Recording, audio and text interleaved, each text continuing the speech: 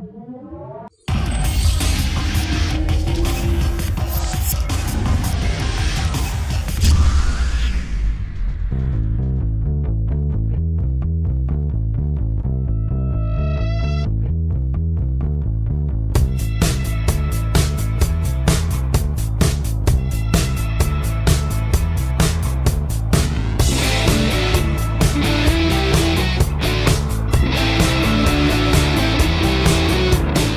me, one of the most influential changes we've made this year, that changes my way of playing the game, has to be the way you negotiate contracts, and especially the contract law, especially the way to lock up certain items that you don't want to haggle about. Can you maybe tell a little bit more about how that came into the game? So the contract locks that are inside the game, it means that if a player comes to you and asks for €5,000 a week and you only want to offer them 3,000, you can set it to 3,000 and then lock it, and the player will know not to come back and ask for more than that in that area, but they might ask for other clauses instead. The way it came in the game was mainly from conversations with agents and with scouts that we deal with all the time when it comes to the contract negotiation, and also the chief executives, and talking to them about how they do real-life negotiations. And they said, well, what we do is we have a bit of paper and we write some numbers down, and when someone's happy with one of the numbers, they'll circle it and they'll say, okay, that's now fixed, so let's look at other things. So it's just a case of trying to make the negotiations more like the real-life ones, which is what we try and do throughout the game.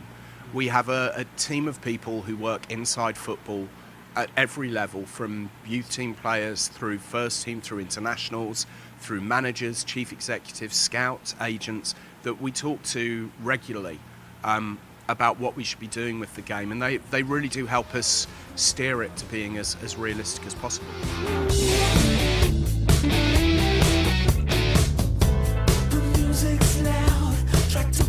So you mentioned the feature to be able to add leagues at a later date. So here in Holland, actually begun this year, we have now top class, which is like basically the third professional or semi-professional class. So you're saying that even if you're already 2 or 3 years in your game, if you find top class online made by community and you want to add it on a later date, that's possible.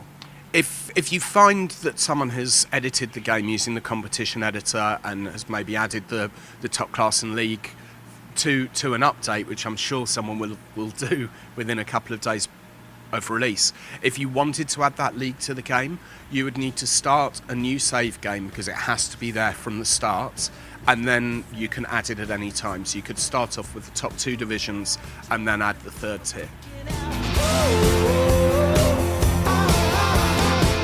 So looking at the game itself a little bit more, one of the other new things is the way that you team talks are changed, in the sense that you can add a tone. Now, when I was playing it, I kind of lacked, if I want to talk positively to my team, I have like passionate and maybe calm. But whereas like something like, I would love to have like upbeat or just happy or something like that. Like, can you explain the choices in that? So for the tone system, there are 6 different tones that we have in the game, which are assertive, aggressive, calm, reluctant, passionate, and cautious. And the reason that we've got those in there is, again, it was talking to managers and talking about the different styles. So if you did want to do something that was upbeat, then using passionate and calm are the way forward. You can quite calmly say something that's upbeat and happy, but managers don't tend to be that happy a lot of the time, unless they are passionately praising. It tends to be more constructive criticism that's given in team talks and in player talks. So that's why there isn't an upbeat option as such. You can just combine some of the other options to make it as upbeat as you want to. So when you're ready, come on, bring it on, bring it on, bring it on, come on, bring it on. Another new improvement that I like a lot is to have your team train in a maximum of 3 different tactics. Can you talk a little bit about how that changes the way a manager can handle its tactics? So you can now have your team training 3 particular tactics at any one time. And you can even set these tactics to be specific home or away tactics as well, just to make it easier for when you're playing the game. The reason why we've set it at 3 is because we don't believe that footballers can retain the information that they need to for more than 3 tactics, because there is a lot of information there that they need to take in. And it is something that players do concentrate on. They do spend time after they've done their running around training.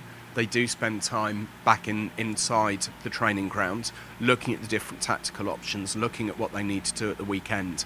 And it's important that they get an understanding of those, and helps with teamwork as well and team blend.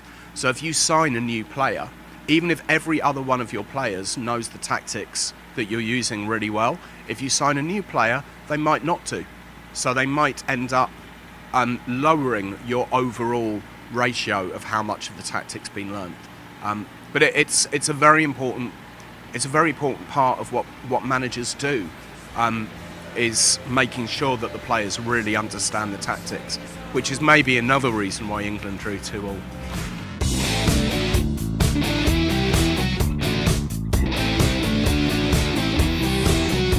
One of our members, I can't find his nickname right now, but he wants to know if the release date is strictly a commercial issue, because he wants to play the new Football Manager as close to the close of the transfer window as possible, because he says that's the time that he wants to play Football Manager most. He is playing it the closest it's possible to play to the transfer window. If FIFA, every year Sega asked me, can we bring it out earlier?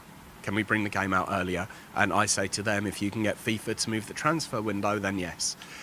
With the amount of data that we have in the game and the amount of countries' data that we're covering, it takes us 14 days after the transfer window to get all of the data in, and then we start testing it heavily.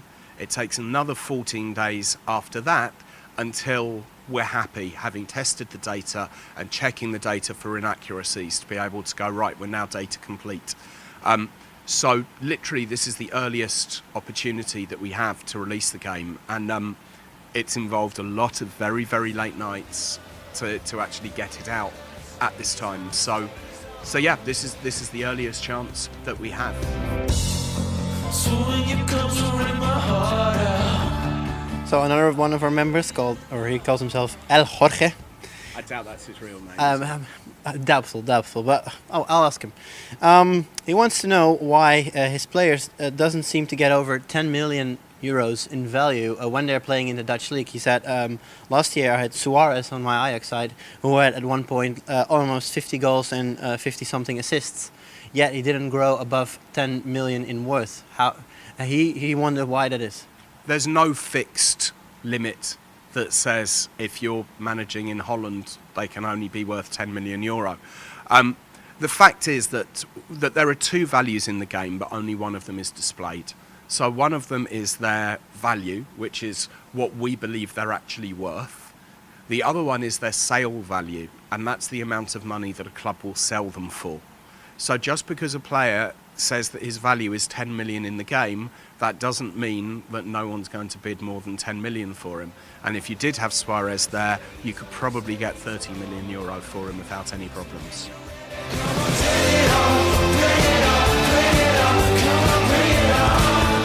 So the last one of our member questions is asked by Angeluni. Once again, I'm very doubtful that that's his real name. Angeluni. I guess he tends to sim a lot of matches without looking at the actual match or the 3D engine or the 2D engine, and because of this, he believes that he does not get awarded Goal of the Month or Goal of the Season awards. He says, "I have teams. I've played with Arsenal. I have teams score over 100 goals in a season or more. Yet I don't have any awards in Goal of the Season, Goal of the Month." He asks if that's related in any way. It's not related at all. If you're playing as Arsenal, you're probably passing the ball into the net rather than scoring screaming 35-yarders or overhead kicks. But no, it's not related to going on holiday. What is related to going on holiday is if you go on holiday a lot, you cannot win Manager of the Year awards. It will go to your assistant manager instead, because you're not actually managing the team. But for players, no, there's no restrictions.